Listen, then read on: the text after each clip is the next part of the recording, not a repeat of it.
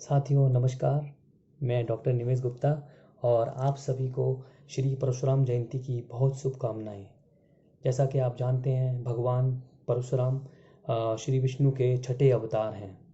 भगवान परशुराम की आज जयंती है, तो आज मैं बात करूंगा कि भगवान परशुराम का जो चरित्र है वो किस प्रकार हम सबको मोटिवेट कर सकता है और उनके चरित्र से हमको क्या सीखने को मिलता है।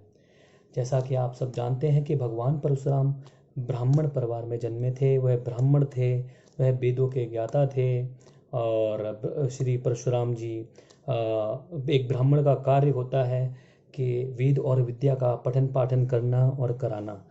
तो वेद और विद्या हमको क्या देती है? विद्या विनयम ददाति। विद्या से हमको विनम्रता आती है।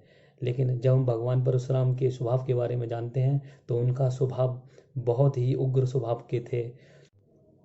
गुणों के आधार पर कर्म बनते हैं और कर्म के आधार पर वर्ग और जातियां बनती हैं। तो जो एक 3 गुण प्रकृति के होते हैं, सत्य गुण, रज गुण, तमोगुण। जो सतोगुणी होते हैं वो ब्राह्मण होते हैं, जो रजोगुणी होते हैं वह क्षत्रिय होते हैं, जो तमोगुणी होते हैं वह शूद्र होते हैं। तो सतोगुणी का स्वभाव होता है शांत, जिसके अंदर धैर्यता होती है, विनम्रता होती है और सहनशीलता होती है।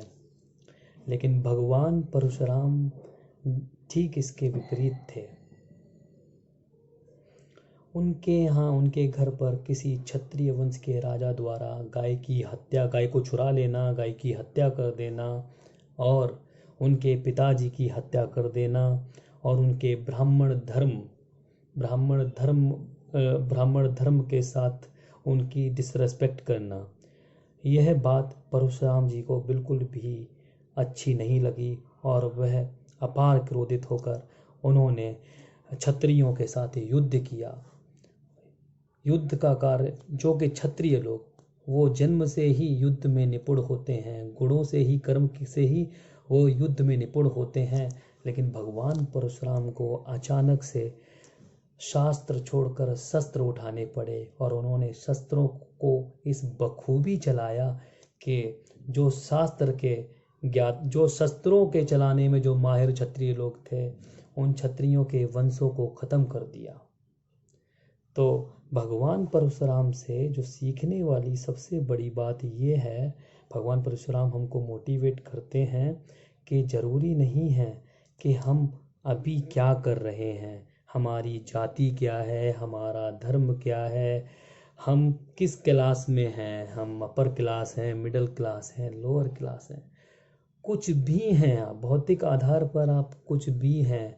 लेकिन जब आपके वैल्यूज़ की जब कद्र नहीं होती, जब आपके धर्म पर, आपके परिवार पर, आपकी इज्जत पर जब कोई बात आ जाए या हमारे देश की, समाज की सिचुएशंस कुछ इस तरह की हो जाए कि हम जो कुछ भी अभी कर रहे हैं और जैसे हम कर रहे थे उस तरह से वह संभव नहीं है, तो हमें अपना, चाहे जो भी प्रोफेशन हो, हमें अपने प्रोफेशन के परे होकर, हमें अपने बिजनेस से अलग बियॉन्ड जाकर, हमें अपनी जाति से, हमें अपने जो हमारी क्लास है, जो हमारी कैटेगरी है, उसके परे जाकर हमें उस तरह युद्ध करना ही पड़ेगा। आज जैसा कि आप जानते हैं, कोरोना काल चल रहा है। इस कोरोना काल में सबसे ज़्यादा जो प्रभावित हुआ है हमारा, सारे प्रोफेशनल्स लोग प्रभावित हुए हैं, बिजनेस प्रभावित हुए हैं।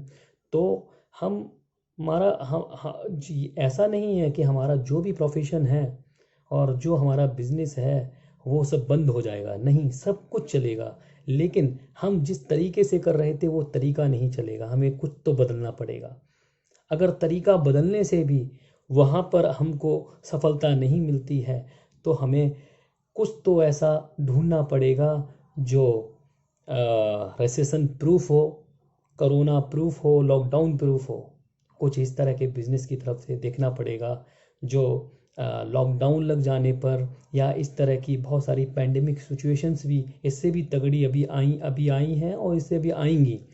कुछ कह नहीं सकते, बहुत अनसर्टेनिटी है कि क्या आगे फ्यूचर में होगा, क्योंकि अब जो अब जो युग है, अब वो वेपन से, कुछ तरह के वेपन, बायो वेपन का युग आ गया है। कोई ना कोई कंट्री किसी ना किसी कंट्री को प्रभावित करने के लिए, उसकी इकोनॉमी को प्रभावित करने के लिए बायो वेपन का इस्तेमाल करेगी। जब बायो वेपन का इस्तेमाल करेगी तो लोगों को बीमारी से बचने के लिए इस तरह के लॉकडाउन लगते रहेंगे, तो हम किस प्रकार सरवाइव करेंगे?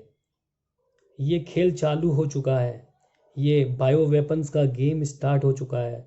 हमें कुछ तो करना पड़ेगा, कुछ इस तरह के बिजनेस को हमें ढूंढना पड़ेगा जो जिसके पास किसी भी तरह की बाउंडेशन ना हो, जो आपके घर में रहकर और टेक्नोलॉजी के मीडियम से वो बिज़नेस ग्रो कर सके। कुछ इस तरह का बिज़नेस होता है network market, MLM, direct sale business. आप इसके बारे में रिसर्च करिए, देखिए इंटरनेट पर, जगह जगह जाकर देखिए कि इसका जो काम करने का सिस्टम है वो किस तरह का है। क्या होता है कि जब हम प्रोफेशनल होते हैं, जैसे डॉक्टर, इंजीनियर, बहुत तरह के अलग अलग प्रोफेशनल होते हैं। जितने भी प्रोफेशनल होते हैं वो अपने आप को एक दायरे में सीमित कर लेते हैं। क्या करते हैं कि उनके आगे एक बाउंड्री बन जाती है कि नहीं, मैं ये हूँ, मैं यही करूँगा। अरे भाई, कोरोना आने के बाद बहुत कुछ बदल गया है। तो हम जो कर रहे हैं, जो हमारा पैशन है, प्रोफेशन है, उसके साथ हम कुछ अलग भी कर सकते हैं। तो भगवान परशुराम से सीखने को ये मिलता है कि हम जो कुछ भी अभी हैं, हमारा जो चाहे धर्म हो, जो चाहे कर्म हो, प्रोफेशन हो या पैशन हो, उसके परे हमको जाकर युद्ध लड़ना पड़ेगा, तभी हम जीतेंगे। नमस्कार।